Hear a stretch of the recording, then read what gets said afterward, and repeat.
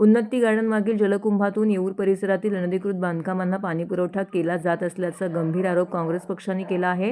या जलकुंभातून Ravi estate, Laxminarayan, Cosmos, Suresh park आणि भीमनगर या भागांना नियमित पाणीपुरवठा केला जातो। मात्र याच जलकुंभातून येऊरमधील अनधिकृत बांधकामांना पाणी दिले जात असल्याने स्थानिक संकुलांमध्ये व भीमनगर परिसरामध्ये पाण्याची टंचाई निर्माण होत असल्याचा दावा काँग्रेसने केला आहे। या पार्श्वभूमीवरती ठाणे शहर जिल्हा काँग्रेसतर्फे आज जाहीर निषेध आंदोलन आणि स्वाक्षरी मोहीम राबवण्यात आली।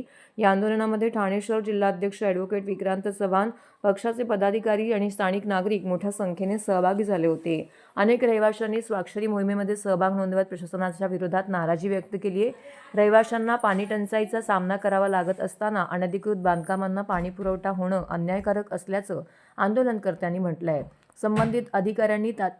संबंधित अधिकाऱ्यांनी तात्काळ चौकशी करून जबाबदारांवरती कारवाई करावी अशी मागणी यावेळी करण्यात आलेली आहे। कुंभ मी नगरसेवक होतो त्या वॉर्डातला होता, सुधाबाईंनी बांधलेला होता। या जलकुंभातून भीमनगरच्या जनतेला, या जलकुंभातून Unnati garden, Ravi estate, Cosmos, Suresh park, Hillview, Laxminarayan आणि तिकडची बेतनीची कॉस्मॉस यांना पाणी पुरवठा केला जात होता। पर्याय म्हणून मी हा रस्त्याचा सिमेंट कॉन्क्रिटीकरण करतानाच एक बेतनीला टाकी बांधून घेतली 50 दशलक्ष। तिथूनही पाणी पुरवठा सुरळीत होऊन या शिवाजीनगरलाही पाणी पुरवठा सुरळीत आहे। याच्या टाकीवरून शिवाजीनगरच्या शेळकेपाड्यालाही पाणी जाते। असं असताना हा विपरीत निकाल लागल्यानंतर मी नगरसेवक ज्या दिवशी पराभूत झालो, दुसऱ्याच दिवशी पाण्याची पाईपलाईन टाकण्याचं काम त्या भुवड आणि प्रशांत सोनागर या कंपनीने केलेला आहे। हा DPR त्यांचं असं म्हणणं आहे की 2022 पुढे मध्ये मंजूर झाला प्रशासक असताना। मग 2022 मध्ये DPR मंजूर झाला होता, मग आतापर्यंत तुम्ही का थांबले होते? याचं कारणच आहे मी पडायची वाट बघत होते।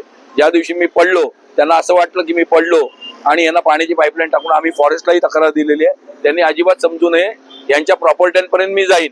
यांनी अमृत योजनेतून किती पैसे खाल्लेत, कुठे कुठे यांच्या प्रॉपर्टी आहेत, सगळ्यांच्या ह्या अमृत योजनेतून ह्या ह्या अधिकाऱ्यांच्या ते सगळं मला माहिती आहे। कॉन्ट्रॅक्टरना जेलमध्ये बसवल्याशिवाय राहणार नाही आणि बोगस निकृष्ट दर्जाचं काम केलेलं आहे। आज इकडनं जर पाणी वरती येऊरला अनधिकृत बांधकामाला दिलं, अनधिकृत बांधकामाला पाणी देऊ नये अशा प्रकारचे निर्देश असताना, हायकोर्टाचे निर्देश असताना त्या बंगल्यांना आणि त्या सगळ्या पब्स आणि त्या सगळ्या हॉल्सना पाणी देण्याचं काम आता यांनी चालू केलंय। जसं काय वाघ जखमी झाला, त्यांना वाटलं आता आपलं रान मोकळं झालं। वाघ जखमी जरी झाला तरी वाघ जिवंत आहे। टायगर हे पाणी, भीमनगरच्या जनतेचं पाणी, या सोसायटीचं पाणी आम्ही वळवू देणार नाही। आम्ही ऑलरेडी फॉरेस्टला तक्रार केलेली आहे। वेळ पडली तर चापेकर बंधू बनू, वेळ पडली तर भगतसिंग बनू, पण यांना जिवंत सोडणार नाही आम्ही। हे पाणी यांना तिकडे वळू देणार, यांना टाकायचं असेल दुसरीकडून यांनी पाणी घ्यावं दुसऱ्या टाक्यांमधून। आमच्या जनतेचं पाणी यांना घेऊ देणार नाही। आणि इथल्या सगळ्या सोसायट्यांना माझी विनंती आहे आणि आव्हान आहे की तुम्ही मतं नाही दिली हरकत नाही, तुम्ही भरभरून मतं युती सरकारला दिली, त्याच्याबद्दल काही नाही, पण तुमच्यासाठी मी कटिबद्ध आहे। माझे नगरसेविकेचे उमेदवार हे सगळे कटिबद्ध आहेत। उमेश आहे, संजीवनी आहे, नम्रता आहे, आम्ही कटिबद्ध आहोत। आम्ही तुमची सेवा करत राहणार, तुमच्यासाठी लढत राहणार। सह्यांची मोहीम आखलेली आहे। माझी सर्वभ्रामाने विनंती आहे, हे होऊन देऊ नका साहेब।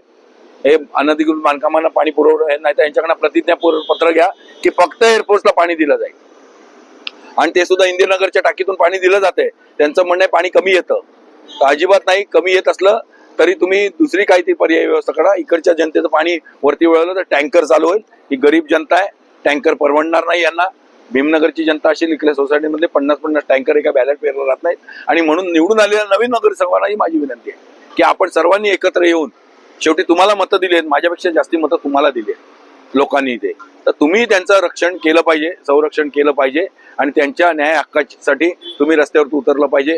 बाबासाहेबांनी सांगितलंय संविधानाचा जर गैरवापर होत असेल, संविधानाची पायमल्ली होत असेल, तर तुम्ही त्या संविधानाच्या माध्यमातून, त्याच तरतुदींच्या माध्यमातून आपले अधिकार खेचले पाहिजेत। त्यामुळे प्रशांत सोनागर असेल, विकास ढोले असेल, त्याच्या आधी ऑलरेडी इन्क्वायरी झालेली आहे अँटी करप्शन, काय विकास ढोले असेल किंवा विनोद पवार असेल, यांना माझं जाहीर आव्हान आहे, कृपया माझ्या कॉलरला हात टाकायचा प्रयत्न करू नका। तुम्हाला जेलमध्ये बसवल्याशिवाय विक्रांत चव्हाण राहणार नाही।